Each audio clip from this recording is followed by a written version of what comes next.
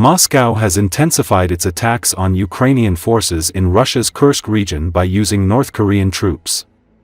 Kiev has been occupying part of the border region since August, and it launched a shock cross-border incursion to seize Russian territory. For 3 days in a row, the enemy has been conducting intensive offensive operations in the Kursk region, actively using North Korean army units, Ukraine's Commander-in-Chief Oleksandr Syrsky said in an address to local officials.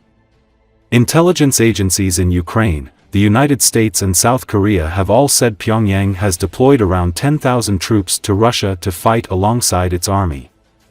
So, Russia continues to use North Korean troops in combat operations in the Kursk region, and they are already suffering serious losses from the actions of the Ukrainian Armed Forces. As reported by the press service of the Main Intelligence Directorate of the Ministry of Defense, after such losses, North Korean units began to set up additional observation posts to detect drones of the security and defense forces of Ukraine. Before the assault, North Korean troops on the front lines are amassing a group of up to 20 to 30 soldiers. Small groups of up to 6 servicemen are moving to the concentration area. The constant accumulation of assault groups of DPRK army personnel in Kursk region indicates that Moscow does not want to lose the pace of offensive actions, the report says. The security and defense forces of Ukraine also noted that North Korean soldiers use red tape for identification at the front.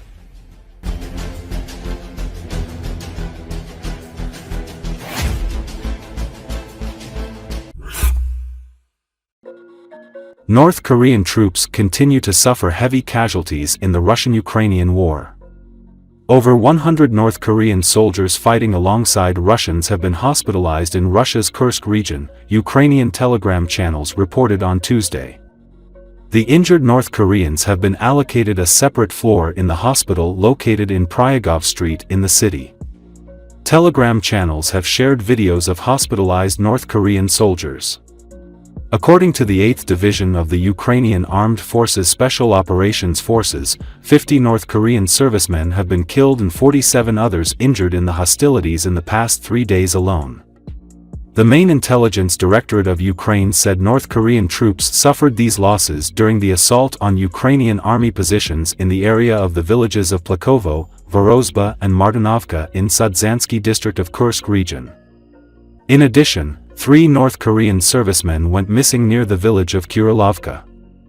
Earlier on Monday, Ukraine said 30 North Korean soldiers were killed or wounded in the fighting and 3 had gone missing during clashes near the villages of Plakovo, Vorozhba and Martinovka close to the border.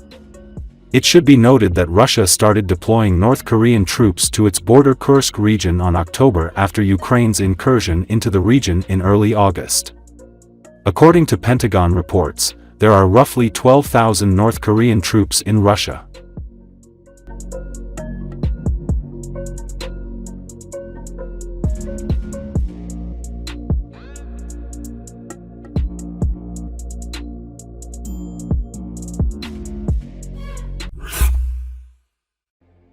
President Volodymyr Zelensky claimed on Monday that Russia was trying to conceal the losses suffered by North Koreans fighting alongside Russian forces.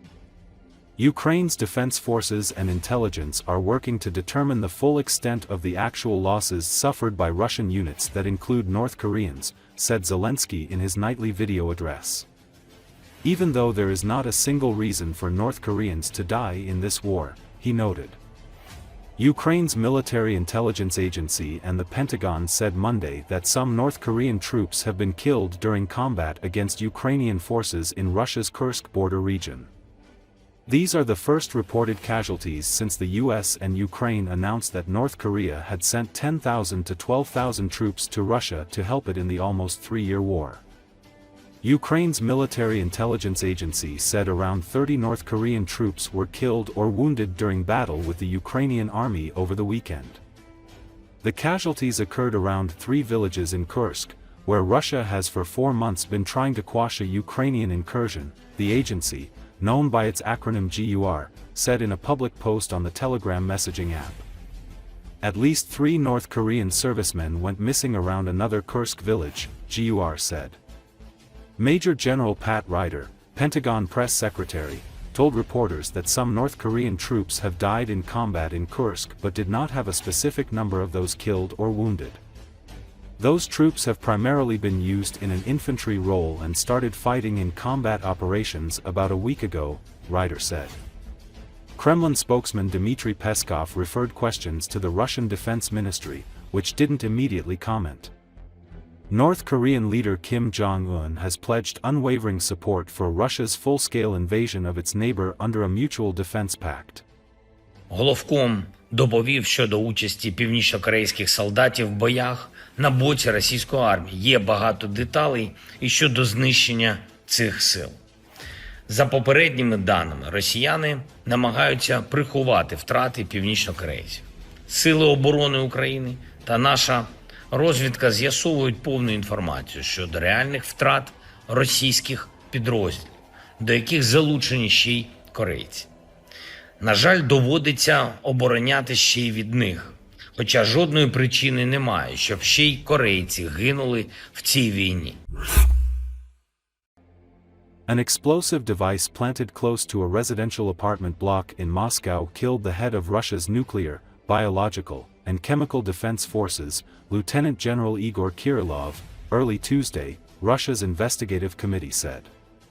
Kirillov's assistant also died in the blast, triggered by the device which was placed in a scooter, officials said. Russian investigators have opened a case into the two deaths, according to the committee's spokesperson Svetlana Petrenko. Investigators, forensic experts and operational services are working at the scene, she said in a statement. Investigative and search activities are being carried out to establish all the circumstances around this crime. Ukraine's security services on December 16 charged Kirillov with the use of banned chemical weapons during Russia's military operation in Ukraine that started in February 2022. Ukraine's security service, the SBU, said that they had recorded more than 4,800 uses of chemical weapons on the battlefield since February 2022, particularly K-1 combat grenades. During the almost three-year operation, Russia has made small but steady territorial gains to the nearly one-fifth of Ukraine it already controls.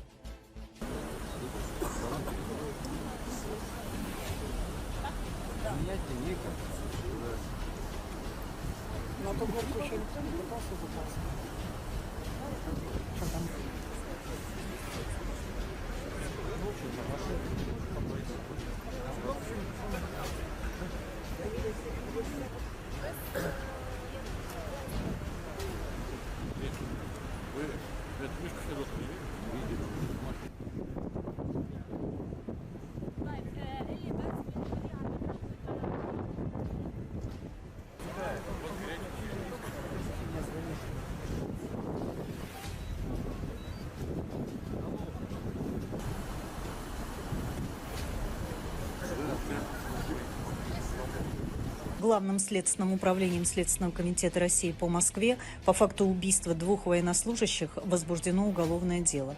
По данным следствия, утром 17 декабря на Рязанском проспекте в Москве было приведено в действие взрывное устройство, заложенное в самокат, стоящий рядом с подъездом жилого дома.